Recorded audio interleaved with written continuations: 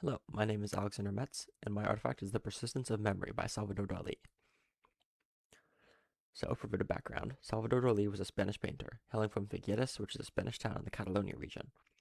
He trained the arts in the San Fernando Academy of Fine Arts in Madrid, where he mastered Impressionist methods, which is the use of perspective and accurate physical depictions of subjects such as this one. He was expelled in 1926 for rebelling against the society standards and instead went to Paris, where he met Joan Miró. Joan Miró was an artist much like Dali, trying to find his style. He helped establish a group of surrealists in Paris, which Dali joined a year after arriving there. And we'll get more into surrealism later on. Dali's major contribution to the surrealist group was the paranoid critical method, which allowed him to create these strange paintings. Dali used this technique in his painting of The Persistence of Memory in 1931, now displayed at the Museum of Modern Art in New York. These two paintings, The Temptation of St. Anthony and Invisible Sleeping Woman, Horse, Lion, were also made using the paranoid critical method. I'll get more into this later as well. The same year Dali joined the Surrealist movement, he met his wife, Gala. Dali and Gala clicked instantly, and soon Gala would become Dali's wife, manager, artistic muse, and inspiration for many of his works, such as Gallerina, Galatea of the Spheres, and the Angelus of Gala. Getting into the form of this piece, the original painting was quite small, only 9.5 by 13 inches. The painting itself has some use of perspective, with a clear horizon line in the background lining up with figures close to us.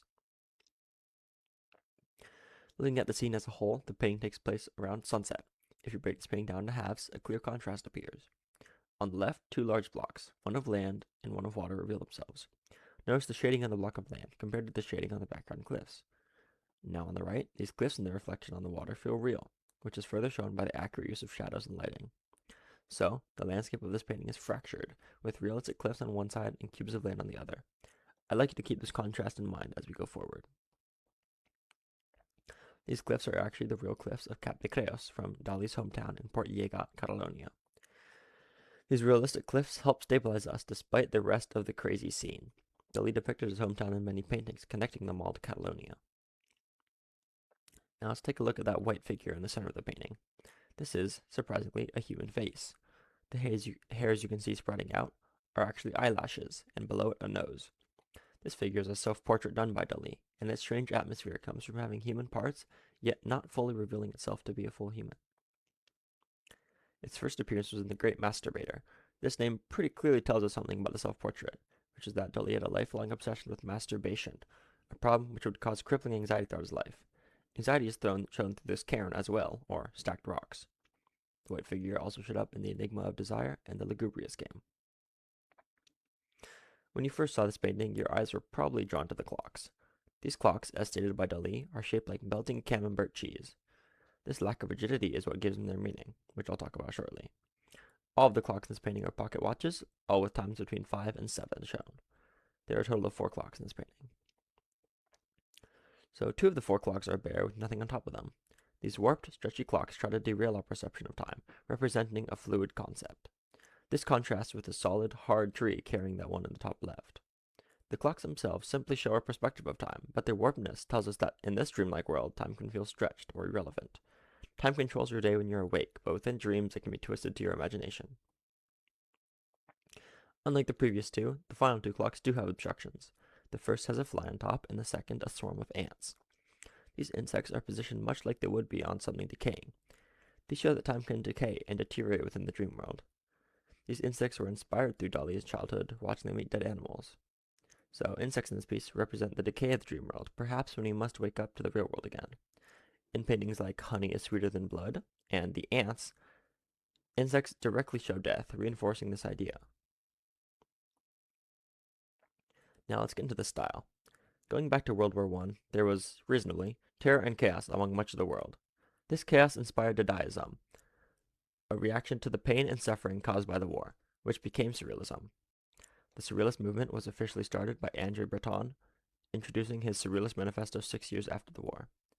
One Dadaist piece is The Art Critic by Raoul Hausmann. So, Surrealism is an art movement in which artists hope to liberate their minds in painting some reason, exploring impossible, dreamlike scenes. This word can be understood by looking at it as surreal and realism. Surreal means something strange, bizarre, or dreamlike.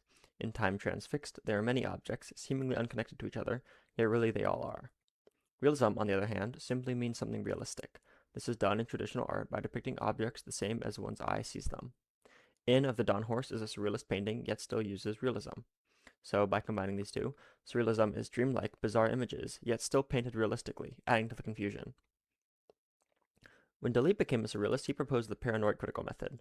This method meant inflicting paranoia on oneself to see images with multiple meanings. However, Dali's method was so revolutionary because it let these images be clear enough to paint. This helped elevate Dali's art in the surrealist world.